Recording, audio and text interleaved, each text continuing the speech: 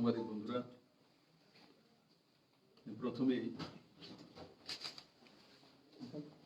দেশের লোকপ্রিয় প্রধানমন্ত্রী শ্রী নরেন্দ্র ভাই মোদীজিকে ত্রিপুরা সরকারের পক্ষ থেকে অসংখ্য ধন্যবাদ জানাই। তার সঙ্গে সঙ্গে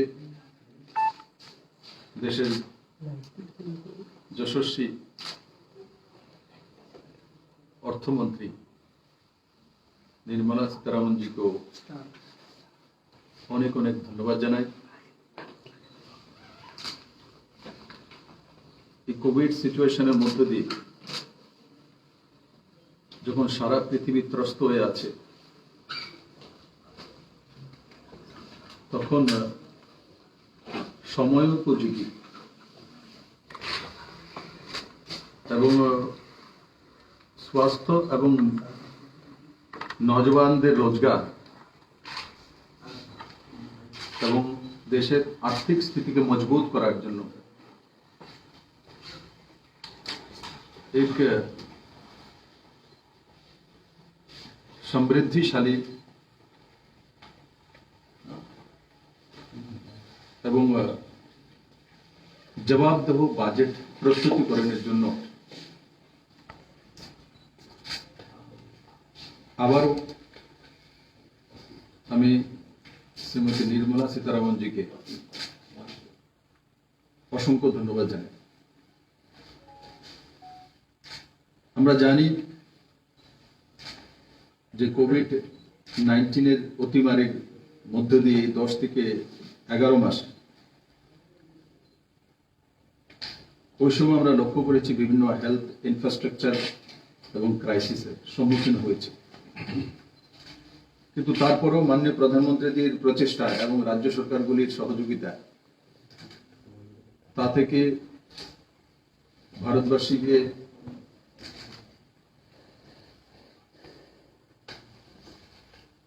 বেরিয়ে আসতে এবং তার সঙ্গে সঙ্গে দেশীয় দুটি ভ্যাকসিনস আমাদের সামনে চলে এসছে এবং আমি আশা করি যে আমরা কম সময়ের মধ্যে এই যে ভ্যাকসিনেশন তার মাধ্যমে এই অতিমারি থেকে বেরিয়ে আসবো। তার জন্য আলাদা করে 35,000 কোটি টাকা বরাদ্দ করা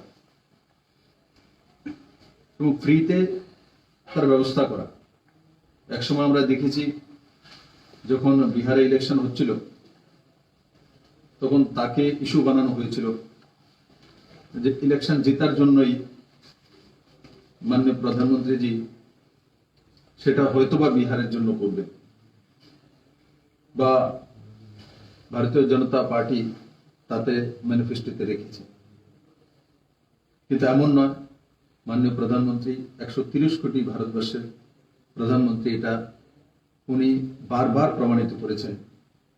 তা সমস্ত ভারতবাসীর জন্যই তার ফ্রিতে ব্যবস্থা করা। আর তার সঙ্গে সঙ্গে হেলথ সেক্টরকে মজবুতি দেওয়ার জন্য যে ঐতিহাসিক হেলথ বাজেট হেলথের জন্য বরাদ্দ করা, যেটা গত বাজেটে 94,452 কোটি টাকা, তা থেকে বাড়িয়ে 2,23,846 কোটি টাকা, মানে প্রায় 138% ইনক্রিজ। আমি আশা করি স্বাধীন ভারতে হেলথ বাজেট 138 গুণা ইনক্রিজ করা এই প্রথমবার হয়েছে।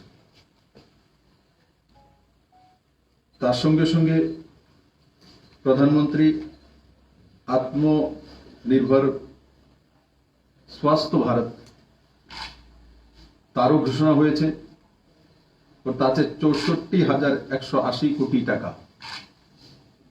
তার মধ্যে রুরাল অঞ্চলে 17,788টি এবং আরবানে শহরী অঞ্চলে 11,024টি হেলথ অ্যান্ড ওয়েলনেস সেন্টার নতুন করে করা হবে। দুটোটা মিলিয়ে 28,812টি হেলথ অ্যান্ড ওয়েলনেস সেন্টার ও তাতে 64,180 কোটি টাকা এই স্কিমের মাধ্যমে খরচা করা হবে।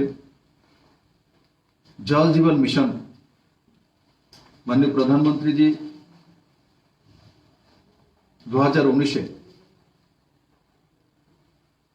প্রধানমন্ত্রীত্বের দায়িত্ব নেওয়ার পর দ্বিতীয়বার প্রথম যে স্কিম যে প্রত্যেকের ঘরে শুদ্ধ পানীয় জল পৌঁছে দেওয়া,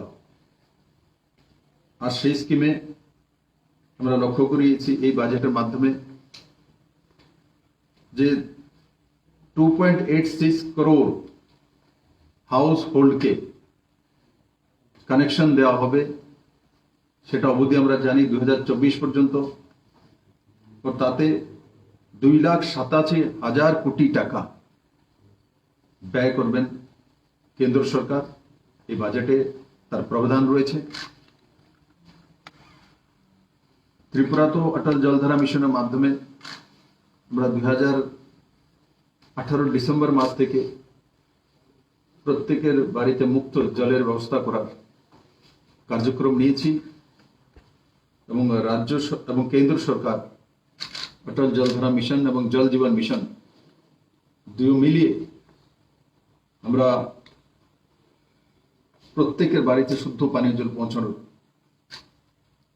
ব্যবস্থা রাজ্য সরকার করেছে, করতে চলছে।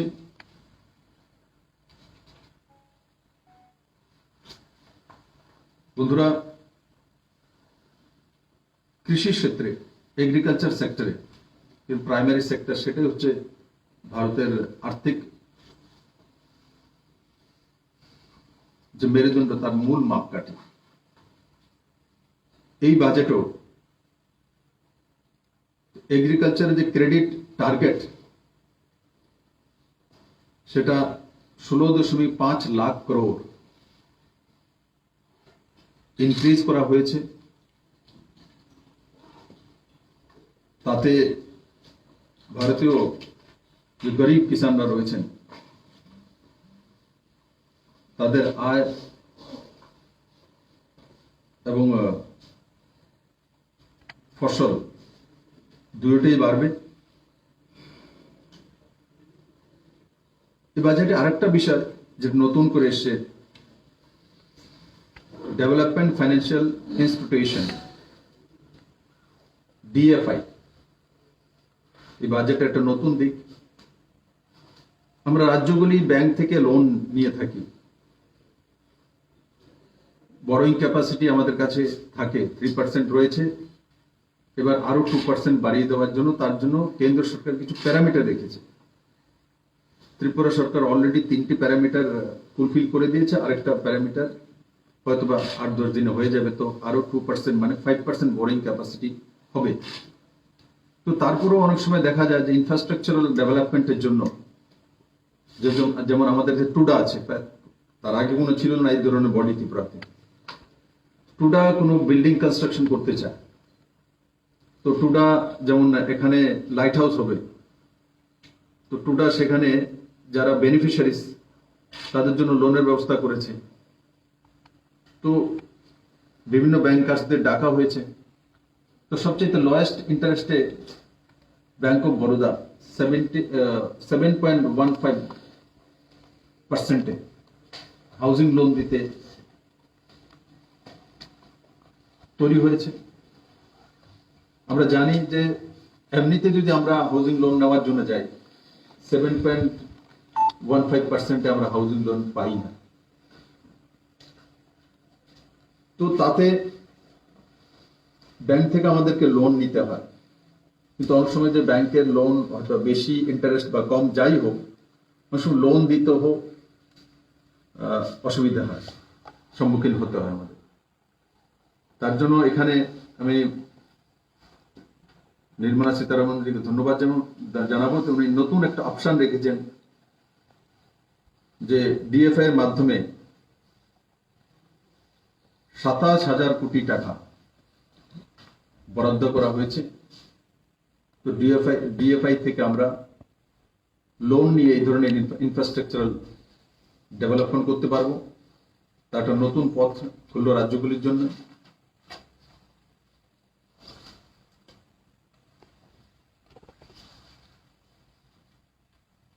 আরেকটা বড় বিষয় যে পাবলিক ট্রান্সপোর্ট, এই বাজেটে 18,000 কোটি টাকা পাবলিক বাসেস দেওয়ার জন্য। আমরা তার আগে একটা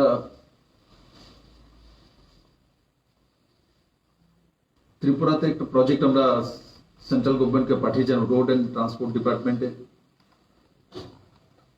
যে সেখানে আমি লক্ষ্য করেছিলাম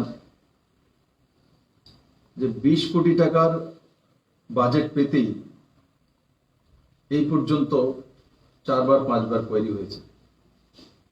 কিন্তু মাননীয়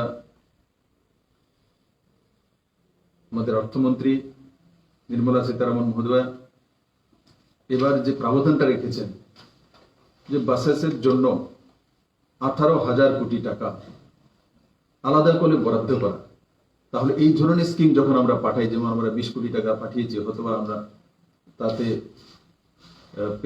সেই লোন সেই স্কিম স্যাংশনের জন্য এই পর্যন্ত করতে পারিনি, কিন্তু আজকে এই স্কিম আসাতে অতি সহজে এই ধরনের স্কিমগুলো স্যাংশন হয়ে যাবে।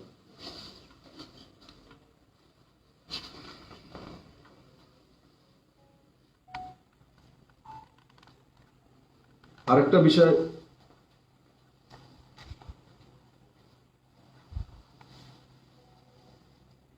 পাবলিক সেক্টরের যে ব্যাংকগুলো আছে তার প্রতিও এই বাজেটে ধ্যান রাখা হয়েছে। 20,000 কোটি টাকা তার মধ্যে বরাদ্দ রাখা হয়েছে সেই ব্যাংকগুলোর জন্য। আর সঙ্গে সঙ্গে ডিসইনভেস্টমেন্ট যে টার্গেট 2022 পর্যন্ত 1.7 লাখ করোড় রাখা হয়েছে।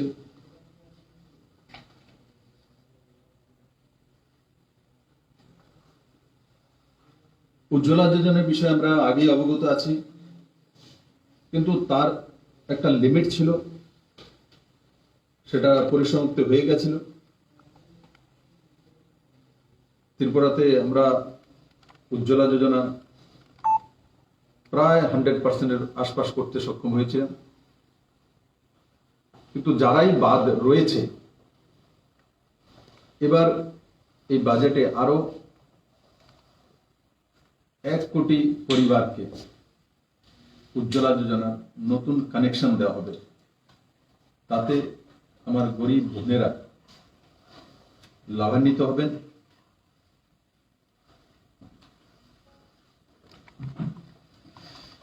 আরেকটা নতুন দিক এই বাজেটে, যে যারা সিনিয়র সিটিজেন, গভর্নমেন্ট এমপ্লয়ি বা পেনশন পাচ্ছেন, পেনশনের উপরে ব্যাংকে রাখছেন তো কিছু ইন্টারেস্ট পাচ্ছেন, তো তাদেরকেও ইনকাম ট্যাক্স রিটার্ন করতে হতো। এবার এই বাজেটে তার পরিসমাপ্তি করে দেওয়া হয়েছে। এই ধরনের সিনিয়র সিটিজেনদেরকে কোনো ইনকাম ট্যাক্স রিটার্ন ভরতে হবে। স্টার্ট আপের জন্য যেটা ট্যাক্স হলিডে 2021 পর্যন্ত ছিল, সেটা আরো 1 বছর বাড়িয়ে 2022 পর্যন্ত করে দেওয়া হয়েছে। और डेफिनेशन যে স্মল কোম্পানিজ, যে এমএসএমই এর মাধ্যমে আমরা ছোট কোম্পানিগুলোকে ইজ অফ ডুইং বিজনেসের মাধ্যমে রিল্যাক্সেশন দিয়ে তাদেরকে উৎসাহিত করা। তো তাতে আগে ছোট কোম্পানি ডেফিনেশনে কত টার্নওভার ছিল না 50 লক্ষ টাকা পর্যন্ত ছোট কোম্পানিগুলিকে আমরা চিহ্নিত করেছিলাম, যাদের পুঁজি বা টার্নওভার 50 লক্ষ টাকা পর্যন্ত ইনভেস্টমেন্ট, সেগুলোই এই সুবিধাগুলো পাবে। আর তার উপর উঠে গেলে সে বড় কোম্পানি হয়ে যাবে, তার মধ্যে এই টার্মস এন্ড কন্ডিশন লাগবে।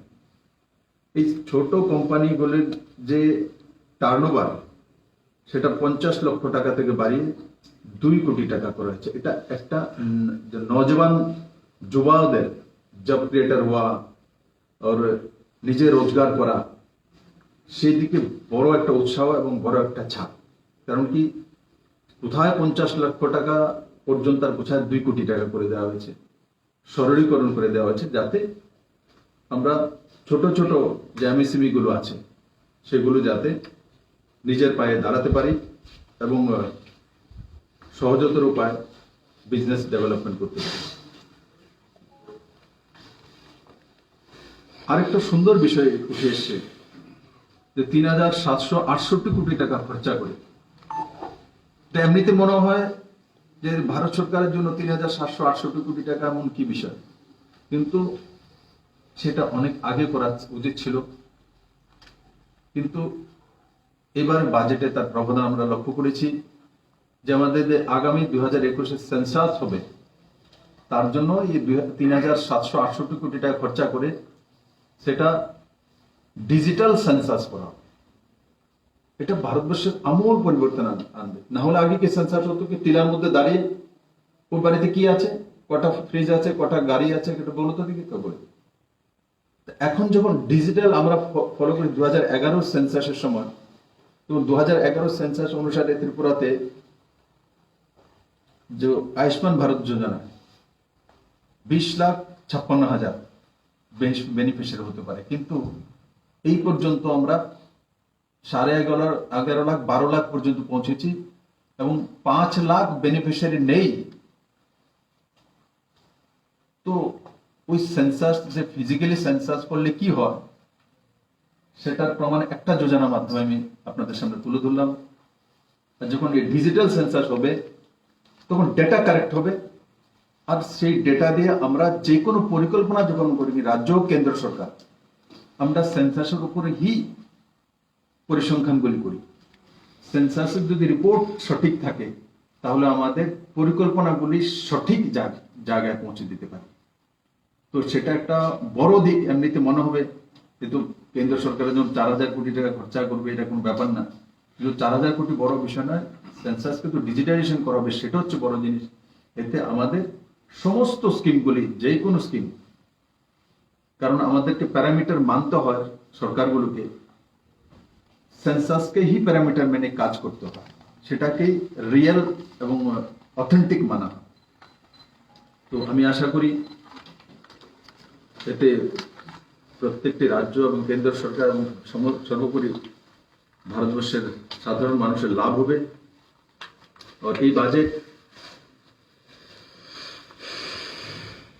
সর্বোপরি এক ব্যালেন্সিং এবং মানুষ যাতে সুস্বাস্থ্যের অধিকারী হয়ে উঠতে পারে, হেলথ সেক্টরকে ডেভেলপমেন্ট করা, এমএসএমই সেক্টরকে ডেভেলপমেন্ট করা, যারা বুজুর্গ রয়েছেন তাদেরকে রিল্যাক্সেশন দেওয়া, और সঙ্গে সঙ্গে কৃষকদেরকে আরো ঋণের ব্যবস্থা করা সহজ কিস্তিতে, আর উজ্জ্বলা যোজনার মাধ্যমে আরো 1 কোটি কানেকশন গরিব বন্ধুদের কাছে পৌঁছে দেওয়া। এই সবগুলো যদি দেখি তো কুল মিলিয়ে বাজেট জনতার হিতে বাজেট। আমি তার জন্য নির্মলা সীতারামন জিকে এবং দেশের লোকপ্রিয় প্রধানমন্ত্রী নরেন্দ্র মোদীজিকে ত্রিপুরা সরকারের পক্ষ থেকে অনেক অনেক ধন্যবাদ জানাই এবং সাধুবাদ জানাই। আপনার যে লক্ষ্য এক ত্রিপুরা শ্রেষ্ঠ ত্রিপুরা এবং মডেল স্টেট করা, সেই ক্ষেত্রে সেই লক্ষ্য পূরণে কতটা সহায়ক হবে? স্বাভাবিক এই বাজেটের মধ্যে বিশেষ করে এগ্রিকালচার সেক্টরে ঋণের যে ব্যবস্থা ইনক্রিজ করা হয়েছে, তাতে ত্রিপুরার প্রাইমারি সেক্টরে বড় মাত্রায় কৃষকরা রয়েছে। আর ত্রিপুরাতে 96% ছোট কৃষক, যার 1 একরের নিচে জমিন রয়েছে। তো স্বাভাবিকভাবে এই ঋণগুলিতে ত্রিপুরার কৃষকরা লাভান্বিত হবে। এমনিতেও বড় মাত্রা আমরা কেসিসি লোন দিয়েছি, ফসল বীমা যোজনা করে দিয়েছি, ফিশারের মাধ্যমে আমরা কেস কালচার শুরু করেছি, বায়োফ্লক শুরু করেছি, ফ্লোরিকালচার আর বিভিন্ন যোজনার মাধ্যমে আমরা কৃষি সেক্টরে কাজ করছি। তো স্বাভাবিকভাবে কৃষিতে নতুন করে ঋণ ইনক্রিজ করে দেওয়া, বাজেট বাড়িয়ে দেওয়া, তাতে ত্রিপুরা কৃষকরা লাভান্বিত হবে। আর তার সঙ্গে সঙ্গে যে 50 লক্ষ টাকা থেকে বাড়িয়ে 2 কোটি টাকা যেটা করা হয়েছে ছোট বিজনেসম্যানদেরকে, আপনারা সবাই জানেন ত্রিপুরাতে ছোট বিজনেসম্যানই বেশি। যারা এই 50 লক্ষ টাকা থেকে বাড়িয়ে 2 কোটি টাকা করা হয়েছে, ত্রিপুরার ম্যাক্সিমাম 80% বিজনেসম্যান তার মধ্যেই সীমাবদ্ধ। তো সেই হিসাবে যদি দেখি তো ত্রিপুরার 99% বিজনেসম্যান তাতে লাভান্বিত হবে এবং এতে আমাদের যে ইন্ডাস্ট্রিয়াল সেক্টরের যে গ্রোথ সেটা 2 গুণা 3 গুণা 4 গুণা হওয়ার সম্ভাবনা রয়েছে। আর তার সঙ্গে সঙ্গে আমাদের যে সাবরুমের special economic zone, logistic hub, Maitri Setu, Chittagong বন্দরগাহ, এই সবগুলো এই বাজেটের কারণে এই যে 50 লক্ষ টাকা থেকে বাড়িয়ে 2 কোটি টাকা করা হয়েছে, ত্রিপুরার নজওয়ানদেরকে এবং সঙ্গে সঙ্গে যারা এখনো বিজনেস করে আসছেন তাদেরকে অত্যন্ত লাভান্বিত করবে এবং তাদের মনোবল বাড়াতে বৃদ্ধি সাহায্য করবে এবং নিশ্চিত ত্রিপুরার ইকোনমি উন্নয়ন হবে।